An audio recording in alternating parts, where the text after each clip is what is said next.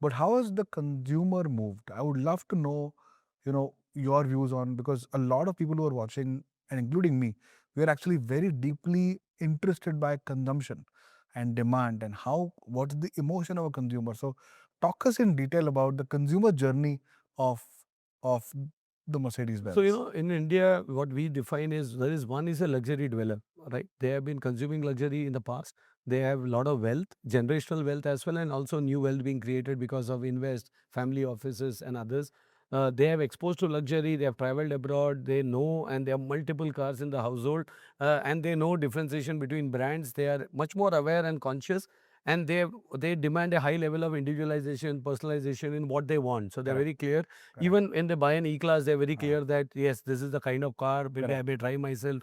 Uh, These are, that's a traditional India hardcore luxury consumer. Then there is a very different India which is coming up, which is basically first time buyers straight coming into luxury. They may not even have any other car in the household. So oh, really? today, that graduation Uh, of consumers now having a car and then slowly going and going up the ladder to a Mercedes Benz, we can see still 10 to 20% of, at least in our entry, like the new CLA and others, straight they have no car and the first car is straight coming. So that's a so very what's the fundamental age? shift. Is And the they are very below 30.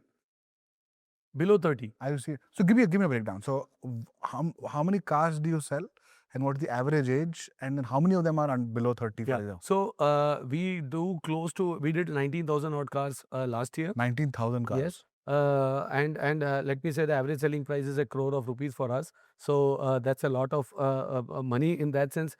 Also, 25% of the cars we sell are all top end. Only 10 to 12% is entry level segment, and Correct. the balance is all the core segment So cars. Mercedes-Benz is a clear leader in the top end. There is, yeah, overall also we are leading the market, but more importantly, by revenue terms, we are far, far ahead. And in volume terms, also we are ahead, but that these numbers keep changing here and there. But as I said, clear domination in core and the top end segment, and in entry for sure, there are different reasons we don't have products below 50 lakhs and so on and so forth. But coming to this behavior of consumer, one is the average age, as you said, is 37. It used to be 41 years old. Oh, wow. Women buyers earlier used to be 7 to 8%. Today they are 15%, so almost doubled. Salaried buyers used to be again 6-7%. Now it's around 15%, doubled. So that means corporate India is paying. Getting People richer. are Yeah. also getting.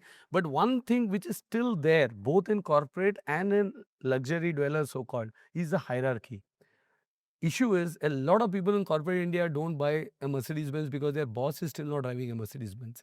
And they feel that if I still buy this car, what will Really? the signal I give to my management? And if the boss is already driving, say, an E class, Yeah. and even if I can also afford an E class, let Yeah. me not buy the E class, let me go with a C or a GLA or a GLC or something. Really? So the hierarchical mindset, this is not only on the side, even in home.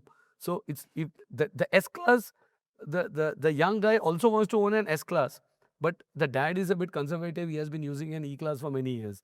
So the young guy's first ambition is to put his dad to an S or a GLS.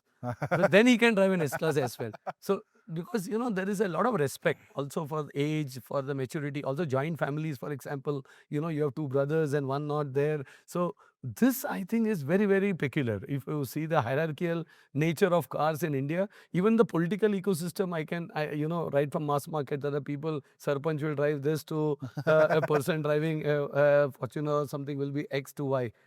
Similarly, in our car line, and that's for a lot of people sometimes don't take the leap of faith when they have to buy a Mercedes Benz as well, saying, "Nee, nee, nee, yaar, maybe it is." So I think it's just not the wealth which is the challenge, but it's also the structure. It's a very conservative mindset. There is every kid is dreaming to drive luxury cars, Mercedes Benz cars, and enjoy. But the realization of the dream, they tend to postpone it because they feel, let me, as it grows. So the 30-year-old guy is more impulsive. I made it. Maybe some of them are also getting some funding. Yeah. They are a bit conscious. What will my guy think when I got this? Oh, bolega paisa aise hi. But some of them want to do it also. Yeah. It's a way of rewarding yourself. They say, Yes. this is my tool. I need something. I'm working 18 hours a day, or as startup guy, I just need something to reward myself. And they end up buying also an S-Class and a Maybach. And not that they buy an entry-level CLA or something. So they buy the best of cars as well. And I think that's also changing India, but a very small portion of changing India. The larger part of India still feels a bit conservative, a bit trying to justify why not. So if you ask a lot of people, they say, where are the roads in India to drive? So this kind of an argumentation comes up, but that's not the rational side. That's not the Yeah. rational reason. The leap of faith to get into luxury, to start consuming it, and to make it Yeah. part of life, that's something, some way to go in India. Hotels are different, huh? If you see, people are spending a lot in five-star hotels. Today, there is nothing called a five-star. And today, all the brands in India, luxury properties or whatever, people are spending like crazy. Yeah. Per room night is 50,000 in Coorg. You can't imagine when I was in Bangalore to spend 50,000, but it's all sold out. You check any weekend, most of the properties are gone. Correct. So I think that there, it's a short term. These are Correct. long-term commitments, then there is a bit of tendency. And that's the reason the total luxury car market in India is only 53,000 cars. The penetration of luxury to total market. So the total market is 4.7 million cars Wow. in India every year, So out of which 47 lakh cars and only 53,000 are are luxury. buying luxury cars. So 1%. That's it. And it changes. Like if I do pin code analysis in South Bombay, I go, it's almost 2.8% is Bombay. South Bombay is 5%. Suburbs are already at 1.1. So, and if I go to some of the smaller markets, it's 0.3, 0.4, zero point 0.5 in India. So there is no one India again in terms of the total penetration. It is also wealth. The per capita GDP is still close to $3,000. So, and this has doubled in the last 10 years. So one of the so if you see, we did more than 2,30,000 cars now in last 32 years. The bulk of 1 lakh cars have come in the last 6 years. Yeah. So that's a phenomenal growth pattern and trajectory that we see from the consumption. So hopefully this continues, and there is a much more leap of faith for consumers to shift to these cars. Also, the issue is that the rationality, the much more rational mind. Why can't I continue with the so-called some of the premium makes Yeah. or mass market makes? It still does the job. So that's the kind of the postponement in purchase decision. Otherwise, I think this market should explode ideally.